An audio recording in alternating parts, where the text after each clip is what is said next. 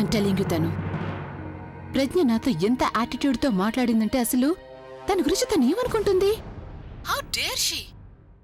తనైతే అంత తేలికలుగే మనిషి నాకు కనిపించట్లేదు. ఎంత కాన్ఫిడెంట్ గా మాట్లాడిందంటే నానమ్మ ప్రవీణ్ సంగతి పక్కన పెట్టు, తను ఎవరినైనా పడేయగలదు. మరి ఇప్పుడేం చేస్తావు? ఎక్కడ వెతుకుతావు తన్ని? తెలియడం లేదు యార్. I don't know what to do. Ram Singh చెప్పండమ్మా. కనిపించిందా? లేదమ్మగారు, నాకు ఇంతవరకు కనిపించలేదు. మాటైనా చెప్పకుండా ఎక్కడికి వెళ్ళిపోయి ఉంటుంది? మరొక ప్రాబ్లం వచ్చింది, నేను తర్వాత ఫోన్ చేస్తాను. ఓకే. అలియా, ప్రజ్ఞని ఏమైనా చూసావా? ఏమైంది నానమ్మా? ఎవరికోసం వెతుకుతున్నావు? ప్రజ్ఞ కోసం. చెప్పకుండా ఎటో వెళ్ళిపోయింది తను. అయ్యో నానమ్మ, ఇక్కడే ఎక్కడ ఉండుంటుంది. ఎందుకు ఇంత టెన్షన్ పడుతున్నావు? అభి తనెక్కడా లేదు, అందుకని ఇంత టెన్షన్ పడుతున్నాను. మీరిద్దరూ దేని గురించి పట్టించుకోరు, అన్నీ నేనే చూసుకోవాల్సి వస్తోంది.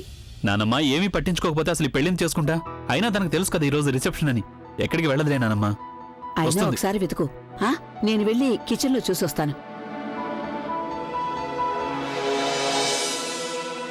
ఇప్పుడు ఇదేం కొత్త డ్రామా ఆలియా? డ్రామా కాదన్నయ్యా, అంతా రియలే. తన ఇల్లు వదిలి వెళ్ళిపోయింది. ఏంటి? తన మనసులో ఏమనుకుంటుందో తెలియడం లేదు. నన్ను ఎన్ని మాటలని వెళ్ళిందో తెలుసా నీకు? మొత్తం తప్పంతా నీదే అన్నయ్య. నేనేం చేశాను? మొత్తం అంతా తనకింత త్వరగా చెప్పాల్సిన అవసరం ఏమొచ్చింది నీకు? అన్నయ్య, మన ప్లాన్ అయితే ప్రవీణ్ ముందు తన నిజ స్వరూపం బయట పెట్టాలనే కదా. కొన్ని రోజులు తన్ని మేనేజ్ చేసుంటే గనక అంత సవ్యంగా ఉండుండేది. అన్నయ్య, ఒకవేళ ప్రవీణ్ ముందుకి తను రాలేదంటే అప్పుడు మొత్తం ప్లాన్ అంతా నాశనం అవుతుంది కదా. రిలాక్స్ ఆలియా, ఇదంతా నేను ముందు కూడా చూశాను. సంబంధం కుదిరిన తర్వాత తను నన్ను కాదని వెళ్ళిపోయింది. కానీ నాన్నమ్మ ఇచ్చిన నెక్లెస్ చూసి తర్వాత సరే అని పెళ్లి కొప్పుకుంది. ఈసారి కూడా ఎవరైనా వచ్చి మెళ్ళో నెక్లెస్ వేసి పిలుస్తారనుకుంటుందేమో. మరైతే వెళ్ళొచ్చు కదన్నయ్యా, వెళ్ళి తీసుకురా తన్ని. లేదా అలియా, కిందటిసారి అంటే నాకు తన ఉద్దేశం ఏంటో తెలియదు, కానీ ఈసారి తనని పుట్టింట్లోనే ఉండనివ్వు. తనని తీసుకెళ్లడానికి ఎవరూ రారని తను రియలైజ్ అయినప్పుడు తనే పరిగెత్తుకుంటూ వస్తుంది.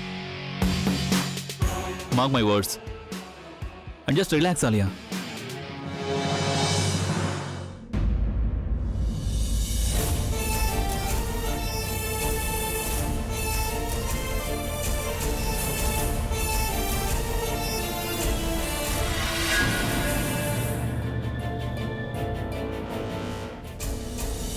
ప్రజ్ఞ, ఎలా ఉన్నావు నువ్వు?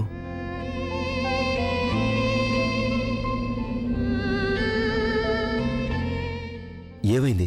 ఎందుకలా ఏడుస్తున్నావు? అంతా బానే ఉంది కదా?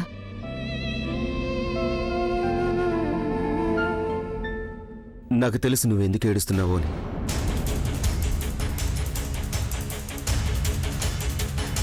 అభి కారణంగానే కదా?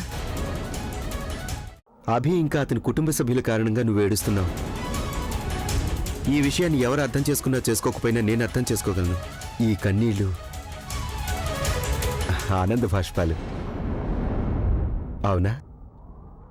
ఈ మాత్రం సంతోషం ఉండాల్సింది కదా ప్రజ్ఞ.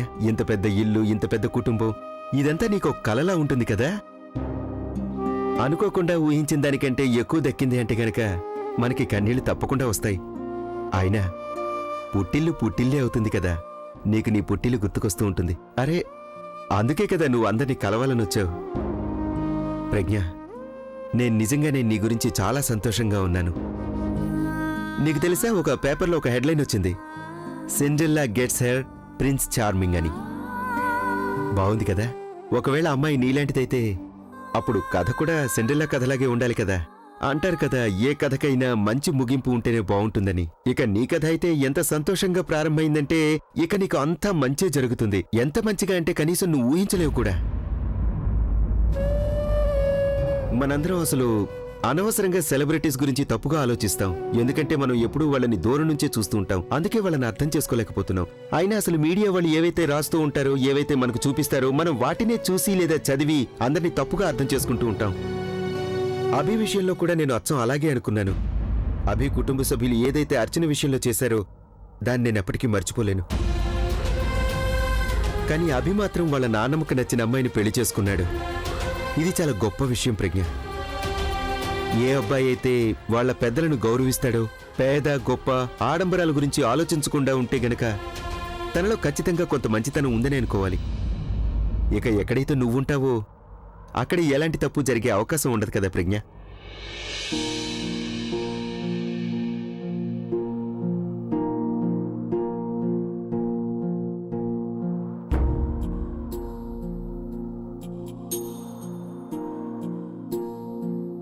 నేను బయలుదేరుతాను.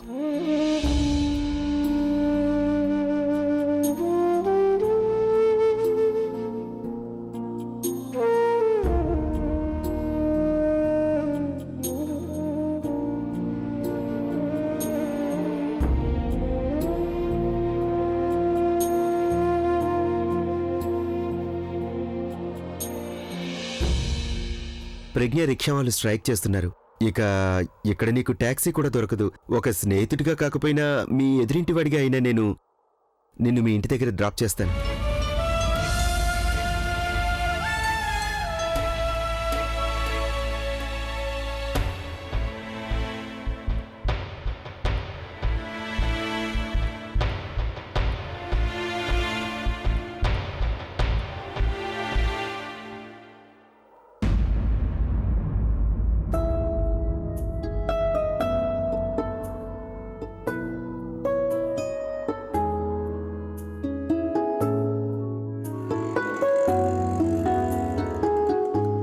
త్వరగా కానివ్వండి, గెస్ట్లు చేస్తుంటారు కదా. ఇంకా చాలా పని ఉంది. పైకి, ఇంకా పైకి. ఏంటి ప్రజ్ఞ కనిపించలేదా? లేదు, ఇల్లంతా వెతికాను. ప్రజ్ఞమ్మ గారు ఎక్కడా కనిపించలేదు. నువ్వు మేడ మీద చూసావా? నేను మేడ మీద కూడా చూశాను, కానీ తను నాకెక్కడా కనిపించలేదు. మేడ మీద కూడా చూసావా? అవునమ్మా. మరైతే ఎక్కడికి వెళ్ళుంటుంది?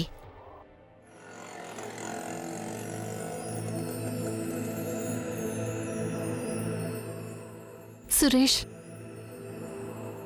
ఒక రిక్వెస్ట్.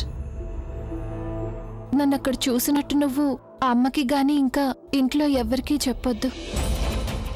అంటే నువ్వు వాళ్ళని కలవకుండానే ఇక్కడికి తిరిగి వచ్చేసావా? అవును, కానీ నువ్వు వాళ్ళకేమీ చెప్పకూడదు. కానీ ఎందుకు ప్రజ్ఞ? సురేష్, ప్లీజ్ ఇప్పుడు నన్నేమీ అడగొద్దు. అసలు నా తలరాతే బాలేదేమో అనిపిస్తోంది. అత్తగారు దొరికింది, కానీ అది కూడా గయ్యాళ్ళ అత్తగారు. ఇక భర్త హరిశ్చంద్రుడు లాంటివాడు. నాకు అస్సలు అర్థం కావడం లేదు. నేను అసలు కలియుగంలో ఉన్నానా లేక సత్యయుగంలోనా?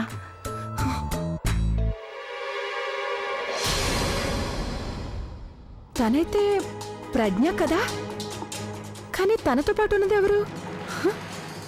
వెళ్ళి చూస్తే సరి. వీళ్ళిద్దరూ ఏం మాట్లాడుకుంటున్నారు? Thank you. ప్రజ్ఞ నన్ను ఎందుకు చెప్పొద్దని చెప్పింది? తను మా వీధికే వచ్చింది, కానీ ఇంటికి ఎందుకు వెళ్ళలేదు? కాస్త కంగారుగా కూడా కనిపిస్తుంది. అంత మంచి జరగాలి. తన కొత్త జీవితం ఎంత అందంగా కనిపిస్తుందో అంతే అందంగా ఉండాలి కూడా. త్వరగా వెళ్ళు వైశాలి, త్వరగా వెళ్ళు, లేదంటే సినిమా అయిపోతుంది. ఆ వ్యక్తి ఎవరో తెలియలేదంటే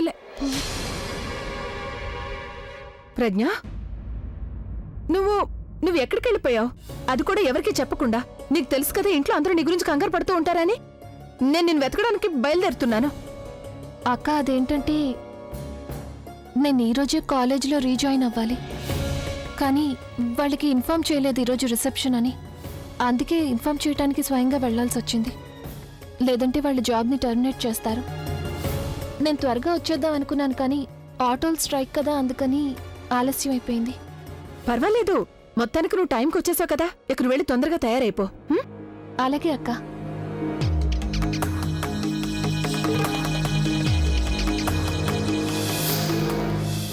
అబద్ధం చెప్తోంది వైశాలి.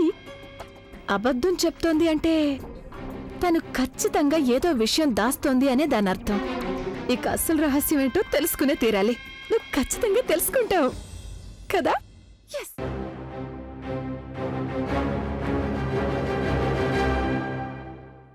ఎక్కడికి వెళ్ళిపోయావు నువ్వు?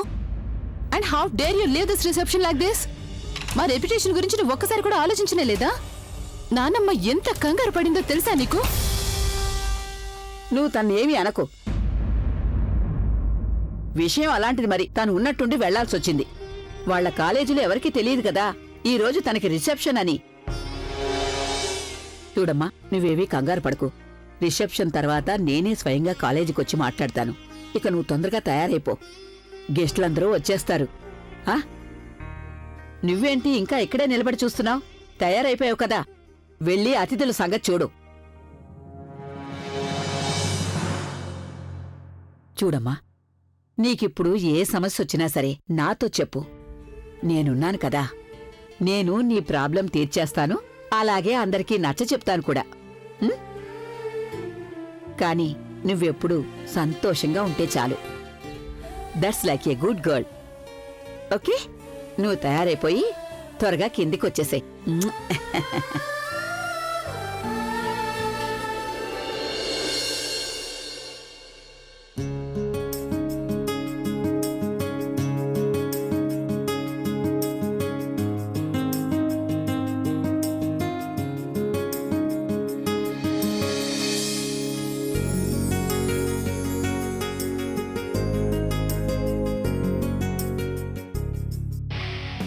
ఇది మీ వీధిలో జరిగే ఫంక్షన్ కాదు, ఇది మన వెడ్డింగ్ రిసెప్షన్. So smile. నాకు తెలుసు ఇప్పుడు నీకు నవ్వు పూర్తిగా కరువైందని, కానీ నీ పెళ్లి చాలా గొప్ప ఇంట్లో జరిగింది కదా. So we can afford it. So please smile.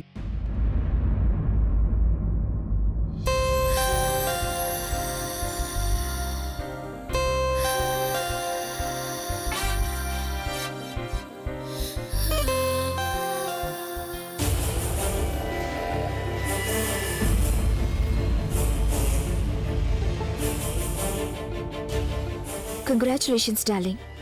I'm so happy for you. Thanks. అయినా నీ మొహం చూస్తేనే తెలిసిపోతుంది నీకు ఇక్కడ జరుగుతుందంతా కూడా అర్థమైపోయిందని. అందుకే వెళ్ళి ఇక్కడి నుండి. And please don't disturb us.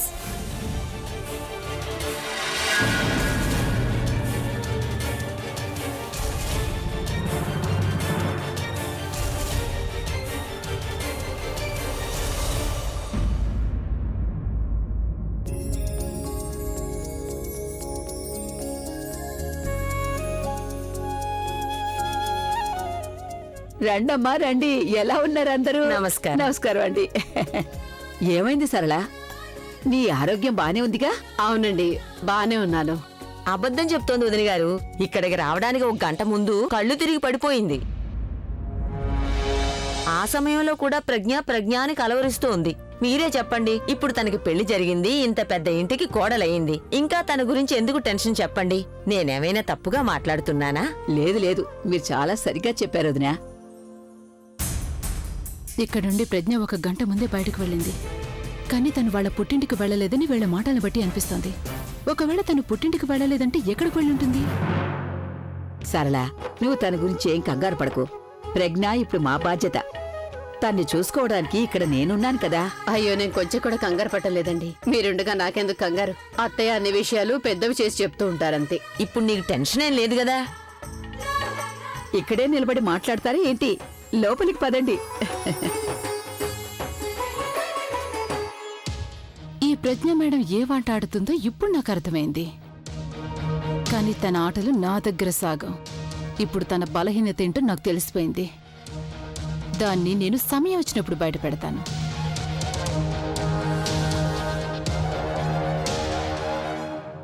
వదినా, నువ్వు నాకు దొరికిపోయావు.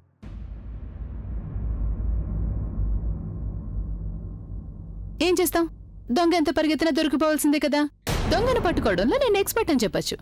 అదేంటి నీ మొహంలో ఇందాకున్న ఆ యాటిట్యూడ్, ఆ సెల్ఫ్ రెస్పెక్ట్ అవేం కనిపించడం లేదండి. ఏమైంది? ఇందాక చాలా యాటిట్యూడ్తో చెప్పావు కదా నేను ఇక్కడికి తిరిగి రాను అని. ఇప్పుడేమైంది? మళ్ళీ ఎందుకు తిరిగి వచ్చావు నువ్వు? Let me guess. రాణిగారి ప్రాణం చిలకలో ఉంటుంది, అలాగే నీ ప్రాణం మీ అమ్మలో ఉంది.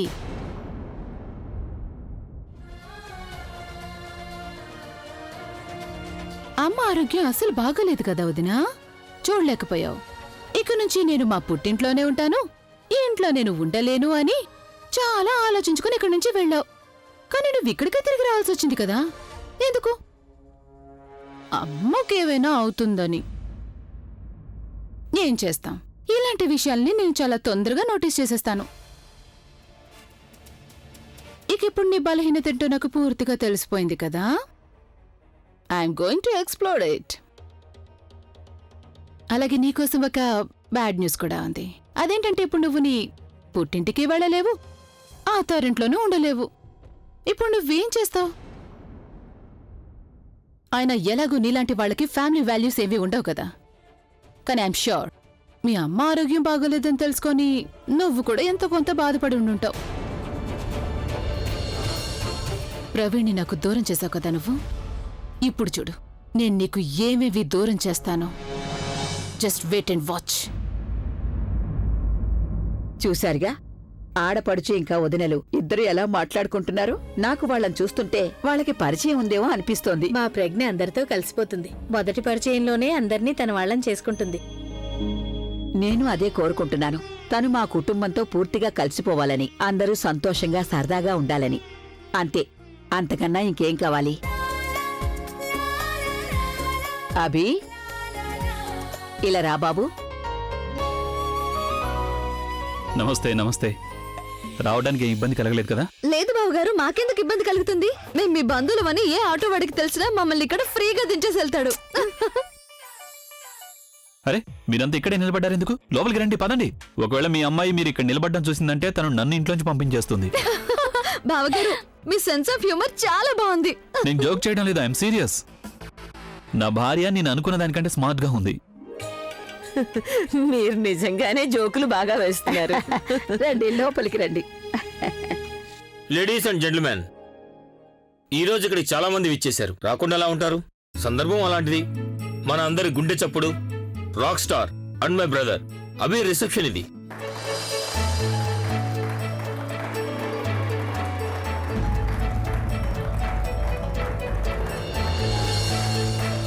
మీ అందరి ఈ సాయంత్రాన్ని ఆనందంగా మార్చడానికి చిన్న చిన్న ఏర్పాట్లు చేశాం. ఇక ఏర్పాట్లలో మొదటిగా మీ ముందుకు రాబోతున్నారు ఎంతో అద్భుతమైన ఒక పర్ఫార్మెన్స్ తో Samrat and army. Big round of applause.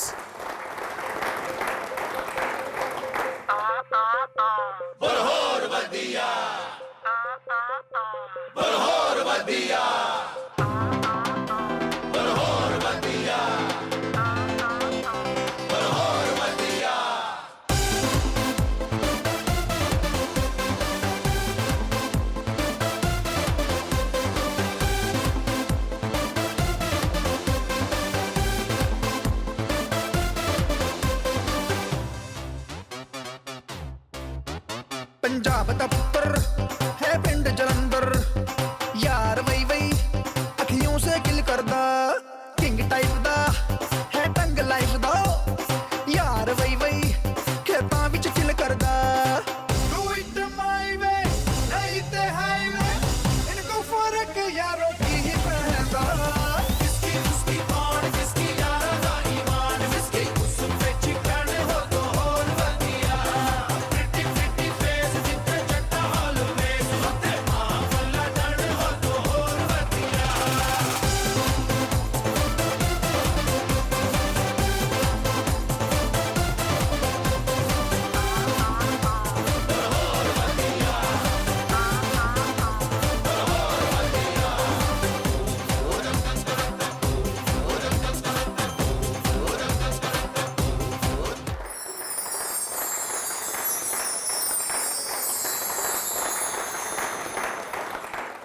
ప్రజ్ఞ గారు, కంగ్రాచులేషన్స్. ఇది మీకోసం. Thank you. కంగ్రాచులేషన్స్. శుభాకాంక్షలు. Thank you. మీరు మాట్లాడుతూ ఉండండి, నేను ఇప్పుడే అలాగే. వచ్చేస్తాను. Abhi, Samrat my brother. Congratulations. Thank you my brother, thanks for coming. Thank you so much. Rock sir, ఎలా ఉన్నావు నువ్వు? Like always, ya, rocking. నిజంగా? Of course. What happen to you my friend? Don't ask man, long story. ఎంత తొందరగా retirement తీసుకున్నావు? ఇప్పుడిక life లో ఫన్నే ఉంది. I guess. నువ్వేం కంగారు పడకు, నేనున్నానుగా ఇక్కడ. అవన్నీ నేను చూసుకుంటాను కదా. ఆ? కావాలంటే నీకు తనకు మధ్య ఉన్న కెమిస్ట్రీని హిస్టరీగా మారకుండా నేను చూసుకుంటాను. She is very hot here. Isn't she gorgeous? No doubt. But you know what? తను ఎప్పటికీ నాకే సొంతం. అరే, ఇప్పుడు అసలైన అభి అనిపించావు. అక్క అక్క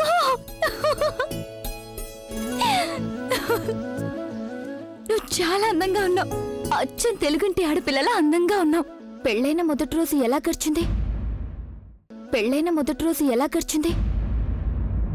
అక్క నువ్వెందుకింత సిగ్గుపడుతున్నావు? అయినా అక్క, నీ ఆడపడుచుంది కదా, చాలా పొగరబోతు. నువ్వెందుకు తనతో అంత ఎక్కువగా మాట్లాడుతున్నావు? తన యాటిట్యూడ్ చూపిస్తుంది, నాకైతే కొంచెం కూడా నచ్చలేదు. కానీ ఆ పొగరబోతు అన్నయ్య ఉన్నారు చూడు, ఆయన చాలా మంచివారు. అక్క, బావగారు నిన్నెలా చూస్తున్నారో చూడు. ఒకవేళ ఒక్క రోజులోనే ఆయన నీ ప్రేమలో పడిపోయారేమో. ఒక విషయం చెప్పు, ఇంతకీ పెళ్ళైన మొదటి రాత్రి ఎలా గడిచింది?